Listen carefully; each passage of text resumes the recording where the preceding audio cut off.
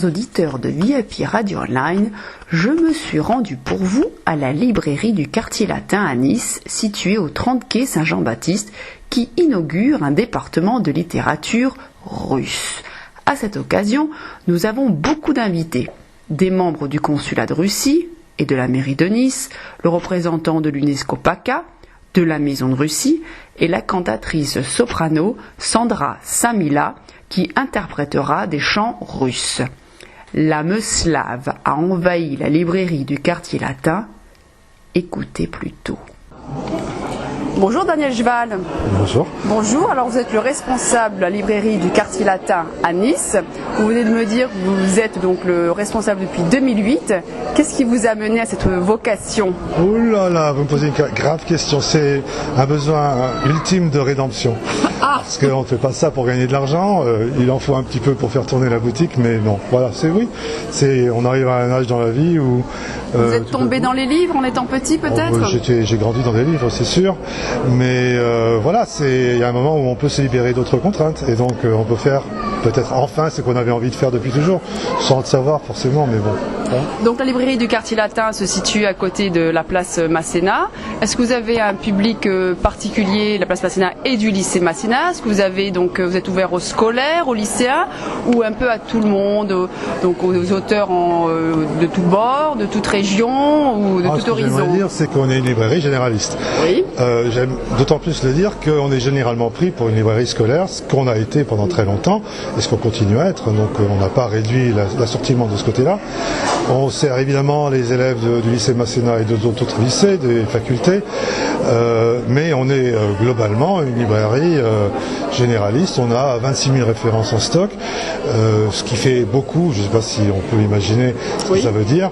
Généralement, les gens sous-estiment ce que ça représente pour une librairie d'avoir des dizaines de milliers d'ouvrages en stock. Bon, c'est un peu lourd à porter, mais voilà, on se veut généraliste, notamment depuis l'ouverture de la promenade du Paillon, qui fait en sorte que c'est quand même beaucoup moins désagréable qu'avant de venir nous voir.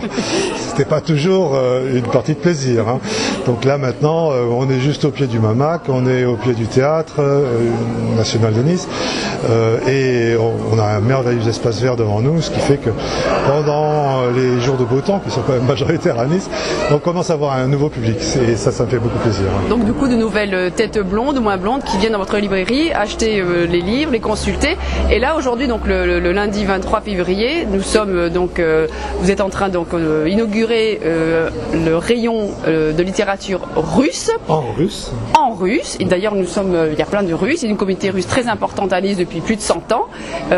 Pourquoi la Russie en particulier? Parce qu'il y a une communauté russe importante. On les voit tous les jours, les mères qui viennent acheter des bouquins pour leurs enfants pour l'école. Et on se rend compte que pratiquement dans toute la France, on va espérer, on va bien voir. Oui. Mais évidemment, il n'y a pas d'offre. Donc la seule librairie russe qui ait un stock notable de livres russes en France, c'est la librairie du Globe à Paris. Donc on est la deuxième librairie russe en France. Donc là on a créé un rayon parce qu'on profite aussi du fait que nous avons une libraire qui est russo-française et donc qui parle et qui écrit et qui lit surtout le russe, parce que je vous dis pas le problème que c'est de gérer un stock de livres en cyrillique quand vous comprenez rien à ce qui est écrit dedans. Donc ce que je voudrais dire, c'est de la littérature russe classique et moins classique, contemporaine, mais c'est aussi de la littérature internationale en russe. Donc ça s'adresse aux gens qui veulent lire en russe et qui, que je sache, trouvent ça à peu près nulle part. Ah bah c'est bien, vous avez donc un créneau, c'est parfait ça. C'est l'idée. Voilà. Alors j'ai vu également dans le rayon littérature internationale, il y a l'espagnol, l'anglais. Vous comptez élargir l'italien, nos voisins. J'ai pas vu l'italien, je n'ai pas bien fait attention. Il y a un peu d'italien. En fonction de la demande, c'est quand même nettement l'anglais qui domine. Oui. Sinon, on a la spécificité d'avoir des accords, donc des circuits d'approvisionnement sur toutes les langues européennes, enfin les grandes langues européennes. Je ne vais pas vous dire que je vais pouvoir vous trouver facilement des livres en serbe, mais on se fait quand même un point d'honneur à trouver les bouquins qu'on nous demande, y compris dans d'autres langues. Parfois, on demande 1 ou 2 jours de délai pour avoir trouvé l'endroit où les trouver.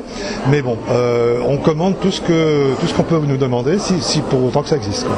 Bah, écoutez, merci donc pour cette description de votre librairie et de sa particularité. Je vais y arriver. Monsieur Cheval, bah, merci beaucoup et bonne continuation pour la librairie et ses départements internationaux et nationaux et régionaux. Je dis, vous avez aussi un grand département pour la littérature régionale qui se développe pas mal sur la région Nice. On a fait le festival du livre niçois entièrement chez nous. Il y avait 24 auteurs la veille de Noël et on compte bien réitérer cette année. Très bien, bah merci. Au revoir. Merci à vous. Michel Noble, bonjour. Bonjour Laurence. Alors nous sommes à la librairie du Quartier Latin, donc à Nice, et vous êtes ici en tant que représentant de l'UNESCO 06, à titre donc de partenaire avec donc et la librairie Quartier Latin et avec donc l'amitié franco-russe. Est-ce que vous pouvez nous expliquer un petit peu en quoi consiste votre partenariat avec et la librairie et avec la communauté russe de Nice, s'il vous plaît? S'il vous plaît, oui, bien sûr, il n'y a pas de problème, Laurence. Aujourd'hui, j'ai été invité donc avec notre amie Anne Céliver, donc qui est responsable de littérature au Quartier Latin, librairie Quartier Latin, et avec qui nous travaillons depuis longtemps. Et donc, étant donné que la délégation réseau UNESCO 06 cette année est particulièrement branchée sur la culture et le patrimoine international, nous sommes en train d'ouvrir des clubs de défense du patrimoine à Grasse pour le parfum, auprès du patrimoine immatériel, dans l'arrière-pays niçois, bientôt sur Cagnes-sur-Mer. Nous avons décidé de développer le partenariat franco-russe qui nous tient à cœur depuis très longtemps. Oui, parce qu'il y a une communauté russe très importante depuis plus d'1 siècle. Est-ce que c'est cela la motivation principale de ce partenariat? C'est exact, parce que la Russie n'est pas encore à l'UNESCO. Elle y est en tant que membre afférent, mais elle n'y est pas en tant que membre complet. Par contre, la Russie fait de gros efforts pour justement que l'UNESCO et la Fédération française que je représente s'implantent en Russie. Donc ils nous ont reçus depuis 2 ans et un gros partenariat se fait au niveau national et donc au niveau régional, nous allons suivre avec grand plaisir. Ok, et pourquoi la librairie du Quartier Latin en particulier? Pourquoi pas un monument, par exemple, l'église russe? Alors, vous avez raison de poser la question. Ce soir, nous débutons donc du côté littérature avec notre amie Anne. Nous profitons de cet événement de l'ouverture du rayon littérature russe. Et ensuite, prochainement, nous allons donc ouvrir des ateliers et des partenariats pour faire connaître la culture et le patrimoine russe, qui est très important, autant religieux que immobilier sur la côte. Et les ateliers, ça consistera en quoi exactement? Alors les ateliers consisteront à faire des reportages avec les jeunes, à faire connaître ce que je vous ai dit, tout le patrimoine immobilier et religieux qui est très important. Et il y a eu aussi un gros patrimoine historique. Ok, alors aujourd'hui nous sommes le lundi, donc 23 février. Je vois qu'il y a de jeunes filles habillées en russe, des petits fours, etc. Comment va se passer le déroulé de cette soirée? Alors le déroulé de cette soirée, c'est simple. Donc notre amie Anne va faire l'inauguration du département littérature russe. Ensuite, nous allons donc où il y a pas mal de personnalités qui vont être là. Donc le consulat de Russie, beaucoup d'amis artistes, écrivains, beaucoup d'associations. Ensuite, nous allons finaliser le partenariat avec Madame Nadia Metlov de la Maison de Russie. Voilà, c'est notre premier partenariat franco-russe sur la ville de Nice. Voilà, et ensuite nous avons la chance d'avoir une de nos grandes amies, Sandra Samila, qui va chanter de très belles chansons russes. Bon, écoutez, merci beaucoup Michel Noble pour donc, toutes ces informations et nous allons de ce pas interroger Anne Céliver, notre auteure donc franco-russe et également donc investigatrice et animatrice de cette soirée. Merci. Merci Laurence. Anne Céliver, bonjour. Bonjour. Alors vous êtes romancière et vous êtes également franco-russe. Est-ce que vous pouvez nous parler un petit peu de vos romans sur la Russie?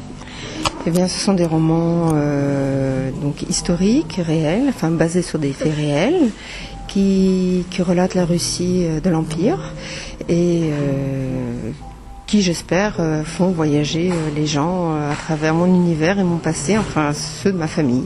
Parce que vous êtes d'origine russe, n'est-ce pas? Tout à fait. Mais Soliver, c'est pas très très russe. Ou alors est-ce que c'est un nom d'emprunt, un nom de plume? C'est un nom de plume, c'est un nom qu'on m'a donné, mon éditeur m'a donné, parce que ma tante s'appelant Anne aussi, et Soliver Stoff aussi, il fallait trouver un nom qui sont un peu différents, donc je l'ai coupé en deux, voilà. Donc votre vrai nom c'est quoi alors? C'est Soliver Stoff. Ah voilà, là ça fait plus russe en effet. Tout à fait. Alors vous travaillez à la librairie du Quartier Latin. Nous étions présents donc lundi dernier pour l'inauguration du rayon littérature russe. Votre ressenti lors de cette journée? Eh bien, écoutez, j'ai trouvé que c'était très agréable. Beaucoup de personnes qui semblaient ravies de venir, de faire des échanges entre elles, aussi bien français que russes. Beaucoup ont appris, les uns ont appris sur les autres. Ça a été très très sympa et j'espère que ça recommencera. Bon. Voilà. On va revenir un petit peu sur vos romans parce que vous n'avez pas beaucoup parlé. Est-ce que vous pouvez nous donner les titres de vos deux romans et plus ou moins l'histoire? Quelle période ça se déroule? Est-ce que c'est pendant, la période bolchevique ou bien avant ou actuelle? Est-ce que vous pouvez nous en dire un petit peu plus?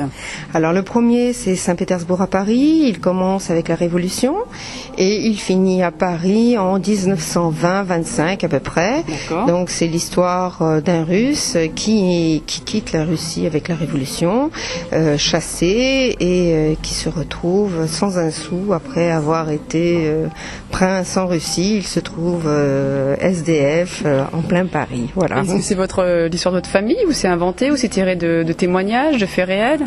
Alors c'est tiré de plusieurs faits, de ma famille, puis de plusieurs connaissances qui ont vécu cette vie, cet exode.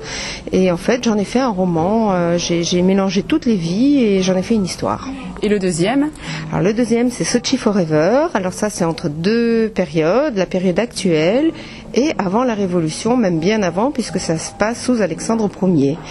Voilà, donc ça c'est l'histoire d'un ermite et des Cosaques et d'un écrivain actuel. Voilà, et c'est toute une histoire que je ne dévoilerai pas. Ah oui, il faut laisser un petit peu aux auditeurs l'envie d'acheter vos romans. Et quelle est la maison d'édition?